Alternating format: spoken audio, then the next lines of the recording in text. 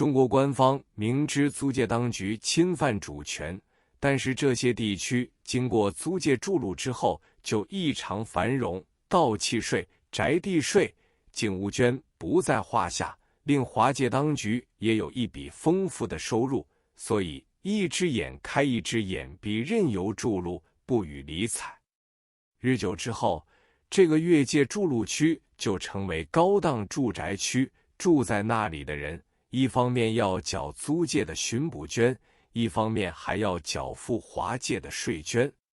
最滑稽的是，在街头维持治安的是租界上的巡捕，而路旁范围仍由中国警察驻守。虹口北四川路就是这种情形。至于沪西越界筑路情况更是广泛。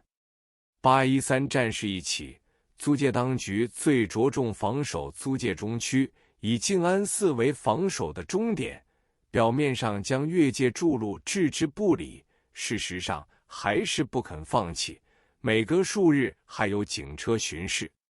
国军撤退之后，日军在沪西开纳路（今武定西路）设有防军本部，有时租界的巡逻车开到那里会受到干涉，但是租界当局尽管受到阻挠和干涉，警车还是不断进入该区，表示对越界筑路不肯放弃。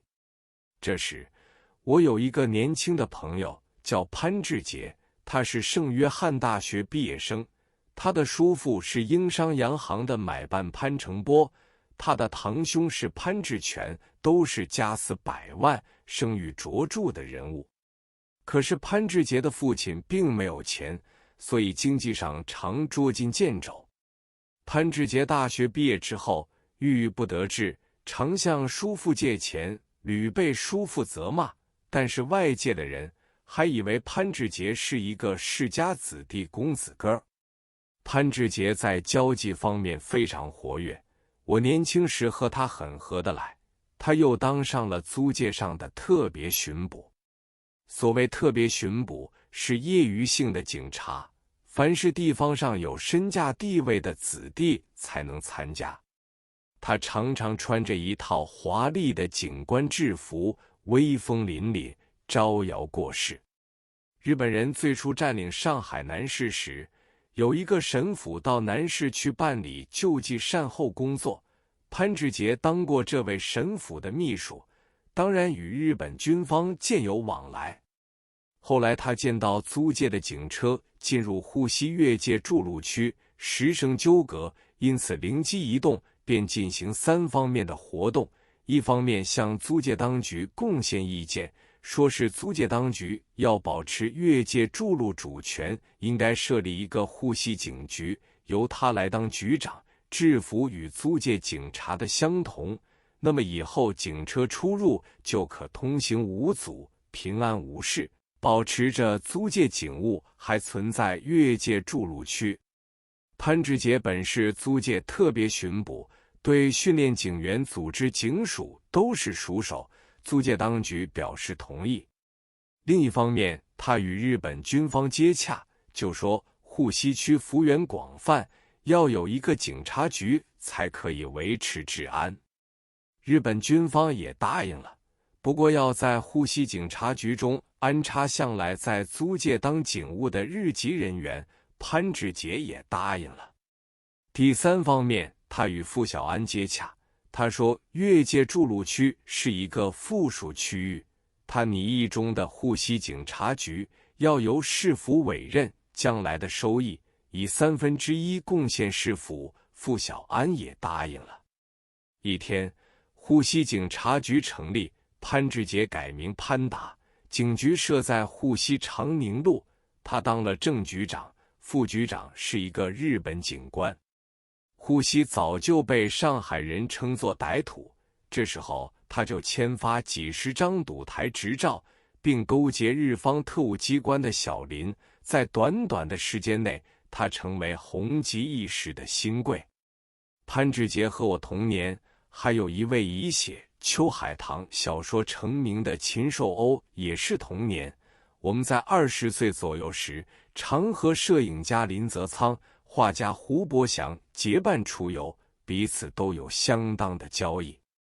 潘志杰一提起他的叔父潘成波，便咬牙切齿地骂其毫无叔侄情分，一点不照顾他，所以他特地办了一份周刊，叫做《现世报》，请小说家徐卓呆当编辑。周刊中有一长篇小说，暴露潘成波的家庭隐私，他的叔父看到了，大骂潘志杰是现世报。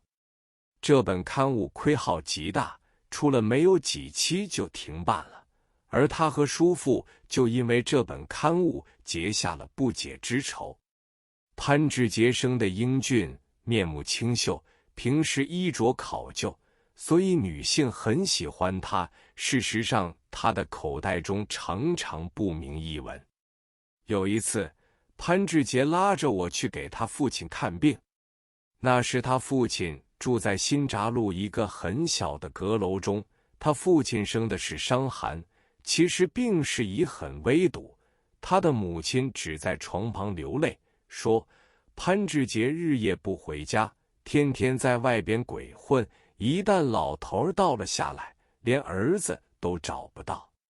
我当时诊视了他老人家的病，觉得责任很大，但是碍于情面，脱不了身。后来老人家渐渐好转，神志清醒时对我说，志杰和他的叔父闹到我们老兄弟都不相往来，我又没有固定收入，志杰只做一些保险生意，家用常感不足，要是我一旦不测，只希望你们几个好朋友为我料理后事，我对他早已气出肚皮外了。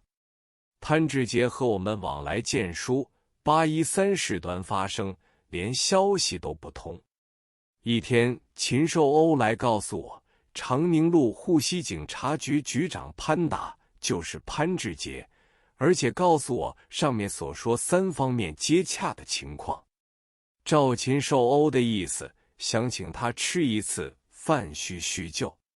我就说，这是千万做不得，我们应该远而避之为宜。一天，潘志杰的父母到我诊所来，他俩容光焕发，衣是惶然，见了我便打开皮包，取出一包用红纸包好的100块银元。那时银元重量是每块钱7钱3分，所以100块银元分量极重。他说，从前请你看病，多少年来未付过诊金，现在我境况好转，这100块钱请收下吧。我心中为之一怔，自以为是读过正气歌的人，认为这种钱是有血腥气的，万万收不得，乃婉言拒绝。